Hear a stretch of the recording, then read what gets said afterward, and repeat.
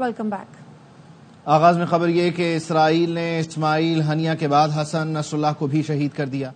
مشرق وسطی میں صہیونی جارحیت کا مقابلہ کرنے والی دوسری بڑی آواز بھی خاموش کر دی گئی۔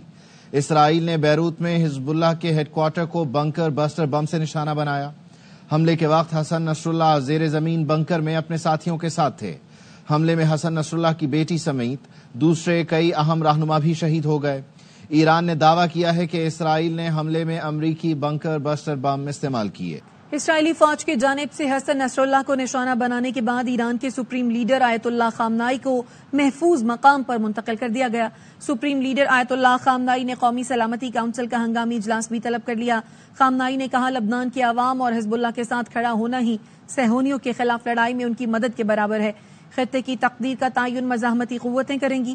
خطے کی تمام مزاحمتی قوتیں حزب اللہ کے ساتھ ہیں۔ لبنان میں نہتے لوگوں کے قتل عام نے ایک بار پھر صہیونیوں کی درندگی بے نقاب کر دی۔ خامنائی کے مشیر علی لاریجانی نے کہا ہے کہ اسرائیل نے سرخ لکیر عبور کر لی ہے، صورتحال انتہائی سنگین ہو چکی۔ امریکی وزیر خارجہ نے مشرق وسطی کا تنازع مذاکرات سے حل کرنے پر زور دیا۔ کہا فریقین جس راستے کا تعین کریں گے اس کے خطے پر گہرے اثرات مرتب ہوں گے۔ آسٹریلوی وزیر خارجہ نے جنرل اسمبلی اجلاس میں اسرائیل کو خبردار کیا کہ لبنان کو غزہ نہیں بنایا جا سکتا۔ سلامتی کونسل کے اجلاس میں سیکرٹری جنرل انتونیو گوتریش نے غزہ اور لبنان میں فوری جنگ بندی کا مطالبہ کیا۔ جنوبی لبنان سے تشویشناک خبریں آ رہی ہیں، جنگ سے کسی فریق کو فائدہ نہیں ہوگا، مسئلے کا حل صرف سفارتکاری سے نکلے گا۔ امریکی محکمہ خارجہ کی اردو ترجمان مارگریٹ میکلارڈ کا وائس آف امریکہ کو انٹرویو۔ کہا غزہ میں جنگ بندی کے لیے بہت محنت کر رہے ہیں۔ امریکی صدر جنگ بندی کے لیے پرعزم ہیں لیکن یہ پیش گوئی نہیں کر سکتے جنگ بندی کب ہوگی۔ ہم بہت محنت کر رہے ہیں تاکہ ہم جنگ بندی مل سکے، خاص کر کے وہ غزہ کے جگہ پہ، تاکہ عام فلسطینی لوگوں تک انسانی امداد پہنچا سکے اور تمام یارغمالیوں کی رہائی ہو سکتی۔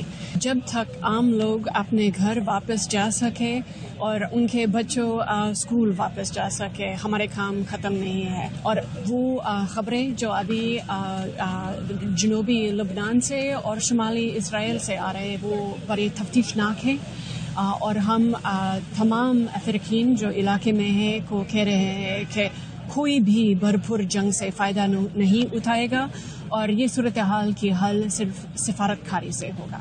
یہ اقوام متحدہ کی بنیادی اصولوں میں ایک یہ ہے کہ ہر ایک ملک اپنی دفاعی کا حق ہے، اور وہ حملہ جو اسرائیل پر ہوا کوئی ملک بھی برداشت نہیں ہونا چاہیے۔ اب مزید کتنا وقت لگے گا اور مزید اس میں کتنی جانیں اور جائیں گی کہ اس کے حل کی طرف جو ہے وہ جایا جا سکے گا؟ کاش میں اس کے بارے میں پیشین گوئی کر سکتی، لیکن ہمارے صدر بائیڈن صاحب ان کی جنرل اسمبلی کی تقریر میں انہوں نے کہا کہ وہ جنگ بندی حاصل کرنے کا پرعزم ہے۔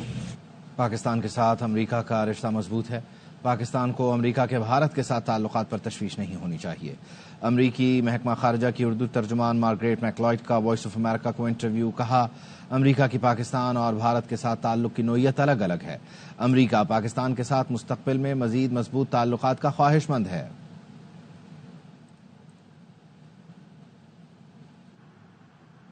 نیو یارک میں وزیر اعظم شہباز شریف اور امریکی صدر جو بائیڈن کی ملاقات ہوئی۔ دونوں رہنماؤں نے ایک دوسرے کے لیے نیک خواہشات کا اظہار کیا۔ وزیر اعظم آفس سے جاری کردہ بیان میں بتایا گیا، وزیر اعظم شہباز شریف نے گزشتہ شب صدر جو بائیڈن کے عشائیے میں شرکت کی۔ امریکی صدر نے اقوام متحدہ جنرل اسمبلی کے اجلاس میں شریک سربراہان حکومت کے اعزاز میں عشائیہ دیا۔ عشائیے میں وزیر اعظم شہباز شریف سے امریکی صدر جو بائیڈن نے ملاقات کی اور نیک خواہشات کا اظہار کیا۔ واپس آئیں گے بریک کے بعد۔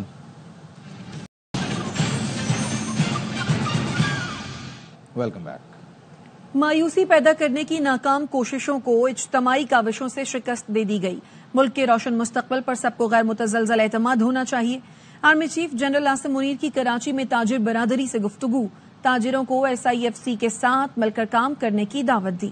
Army chief general Syed Asim Munir کی کراچی میں تاجر برادری سے ملاقات۔ کہتے ہیں 1 سال پہلے آپ سب سے کہا تھا کہ مایوس مت ہو، مایوسی گناہ ہے۔ پاکستان کی خوشحالی کے بارے میں کبھی امید نہیں چھوڑنا۔ مایوسی پیدا کرنے کی ناکام کوششوں کو इज्तिमाई काविशों से शिकस्त दी गई। पाकिस्तान मुख्तलिफ शोबों में गैर मामूली सलाहियत रखता है। बेपनाह वसाइल और सलाहियत के पेश नजर पाकिस्तान अक़वाम आलम में अपना जायज मकाम हासिल करना चाहता है।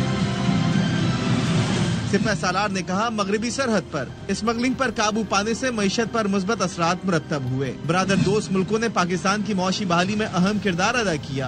बिलखुसूस चीन, सऊदी अरब और मुत्तहदा अरब अमारात की काविशें काबिल सताइश हैं। गूगल, स्टारलिंक और दीगर बैनुल-अक़वामी कंपनियां पाकिस्तान में सरमायाकारी कर रही हैं। कारोबारी बरादरी के ताबुन के बगैर ये कामयाबियां मुमकिन न थी। पाकिस्तान के रोशन मुस्तकबिल पर सबको गैर मुतज़लज़ल एतमाद होना चाहिए। जनरल सैयद आसिम मुनीर ने ताजिरों को यकीन दिलाया कि पाक अफवाज गैर कानूनी सरगर्मियों के खिलाफ कार्रवाइयां जारी रखने के लिए पुरअज़्म है। कराची की कारोबारी बरादरी के मसाइल तरजीही बुनियादों पर हल किए जाएंगे। आर्मी चीफ ने ताजिर बरादरी को मुआशी तरक्की में किरदार अदा करने और SIFC के साथ मिलकर काम करने की दावत भी दी। इसराइली फौज ने हसन नसरुल्लाह को बंकर बस्टर बम से निशाना बनाया। एक बंकर बस्टर बम का वजन 200 पाउंड से लेकर 400 पाउंड तक होता है। बैरूत में इस्तेमाल किए गए बंकर बस्टर बम अमेरिका ने इसराइल को तोहफे में दिए थे। इसराइली फौज की जानिब से अब तक नहीं बताया गया कि कितने बंकर बस्टर बम्स का इस्तेमाल हुआ। जनीवा मुआहिदे के तहत बंकर बस्टर बम के आबादी में इस्तेमाल पर पाबंदी आयद है। इसराइल ने आलमी कवानीन की धज्जियां उड़ाते हुए बैरूत पर हमले में बंकर बस्टर बम इस्तेमाल किए। मुत्तहिदा की जनरल असम्बली में खिताब के लिए इसराइली वजीर आजम के आते ही पाकिस्तानी वफ्द वॉकआउट कर गया। नेतन्याहू अक़वाम मुत्तहिदा की जनरल असम्बली में तकरीर के लिए आए तो शोर मच गया। जनरल असम्बली के सदर ऑर्डर करते रह गए। पाकिस्तान के अलावा तुर्की समेत कई ममालिक के नुमाइंदों ने इजलास से वॉकआउट किया। Ladies and gentlemen, order.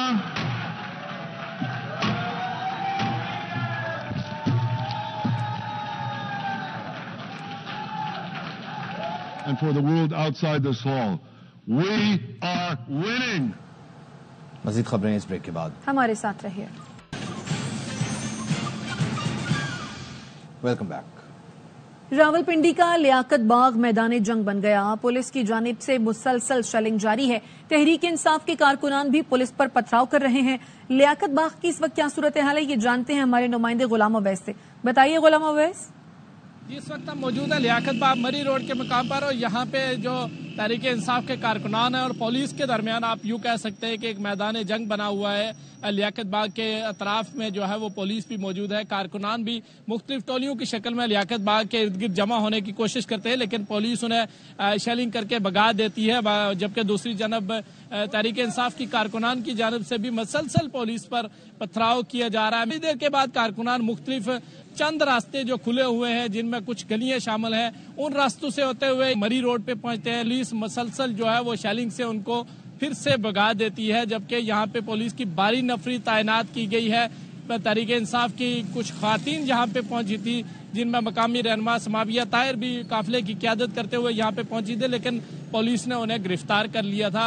यहाँ पे तमाम तर इंतजामात पुलिस ने कर रखे हैं, और जो तहरीक इंसाफ के कारकुनान हैं वो मुख्तलिफ इलाकों से यहाँ पे जमा होने की कोशिश करते हैं, लेकिन पुलिस वक्तन उनको जमा होने नहीं दे रही यहाँ पे, और जो कारकुनान हैं उनको यहाँ से भगा दिया जाता है। जी। सीनियर सूबाई वजीर मरियम औरंगजेब ने रावलपिंडी एहतजाज से मुताल्लिक ट्विटर पर बयान जारी करते हुए कहा कि 9 मई का मास्टरमाइंड मुल्क में फसाद चाहता है। बानी PTI के कहने पर हर हफ्ते पंजाब पर लश्करकशी की जाती है।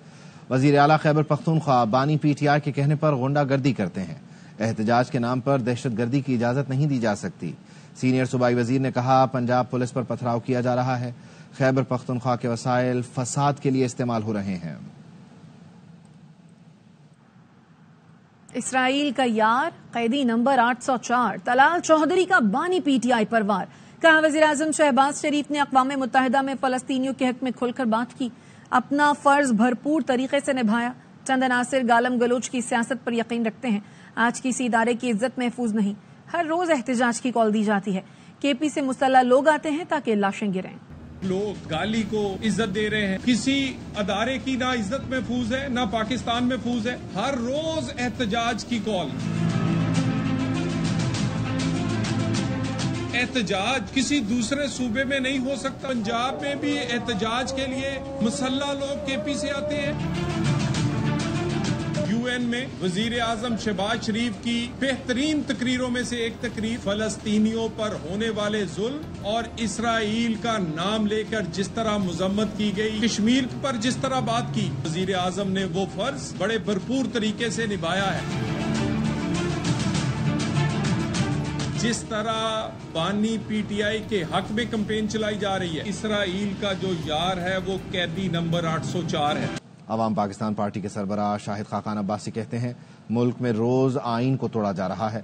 ایک جماعت کا احتجاج روکنے کے لیے پورے اسلام آباد کو بند کر دیا گیا، سڑکیں سیل کر دی گئیں۔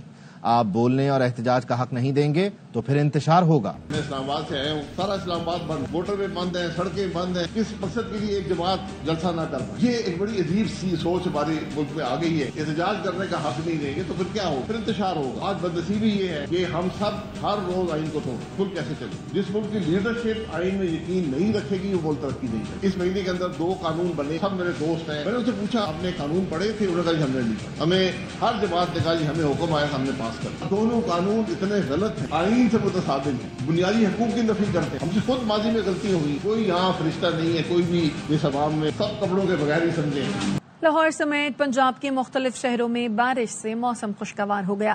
گجرات میں تیز بارش سے نشیبی علاقوں میں پانی جمع ہو گیا۔ سیالکوٹ، اوکاڑا، حافظ آباد میں بھی بادل جم کر برسے۔ کئی علاقوں میں بجلی کی فراہمی معطل ہو گئی۔ لاہور سمیت پنجاب کے مختلف شہروں میں کہیں ہلکی کہیں تیز بارش وقفے سے جاری۔ گجرات میں 2 روز سے جاری بارش سے نشیبی علاقے زیر آب آ گئے، سڑکیں اور گلیاں ڈوب گئیں۔ سیالکوٹ شہر، ڈسکا اور گردونواح میں ٹھنڈی ہواؤں کے ساتھ بارش نے موسم بدل دیا۔ وابڈا کے کئی فیڈرز ٹرپ کر گئے، بجلی غائب ہو گئی۔ حافظ آباد میں بھی بادل کھل کر برسے، پانی کی نکاسی نہ ہونے سے شہریوں کو مشکلات کا سامنا ہے۔ اوکاڑا میں تیز بارش سے جل تھل ایک ہو گیا۔ حجرہ شاہ مقیم میں برسات نے موسم خوشگوار کر دیا، سڑکوں اور گلیوں میں جمع پانی نے آمد و رفت مشکل بنا دی۔ جڑامالہ، چونیا، رینالہ خورد اور گردونواح میں بھی کہیں ہلکی اور کہیں تیز بارش ہوئی۔ نیوز بلیٹن سے فی الوقت اتنا۔ دیکھتے رہیے ARY نیوز۔